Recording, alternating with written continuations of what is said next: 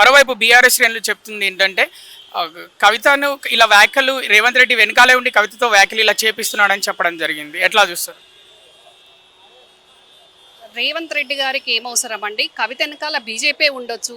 మేమెందుకుంటాము? మేము చాలా క్లియర్‌గా, వెరీ క్లియర్‌గా పీసీసీ ప్రెసిడెంట్ గానియండి, మా ముఖ్యమంత్రి గారు గానియండి, కాంగ్రెస్ పార్టీకి కవిత అవసరం లేదు, మేము తీసుకోము అని కూడా చెప్పారు.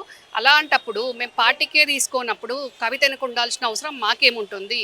మరి గతంలో కవితనే చెప్పింది నన్ను బీజేపీ వాళ్ళు ఏకనాథ్ షిండేకి అమ్మన్నారు అని.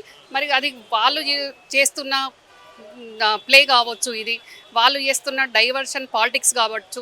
ఎందుకంటే ఇప్పుడు మేము రిజర్వేషన్ కోసము చాలా మంచిగా దానికి BC declaration, Kamareddy BC declaration పెట్టుకొని దాన్ని అసెంబ్లీలో చేసుకొని బిల్లును పాస్ చేసుకొని గవర్నర్కు ఆర్డినెన్స్ పంపితే, మరి ఇప్పుడు బీజేపీ వాళ్ళు దానికి మద్దతు తెలిపక ఆర్డినెన్స్ను ఆమోదించక మరి బీసీ పార్టీ అనుకుంటూ మరి ఈరోజు బీసీల పక్షాన ఉన్న కాంగ్రెస్ పార్టీకి మరి సమర్థించకుండా డైవర్షన్ పాలిటిక్స్ చేసే విధంగా కవితను ఈ రకంగా వాళ్ళే వెనుకుండి ఆడిస్తున్న ఆట కావచ్చు అని భావించాల్సిన అవసరం ఉంది.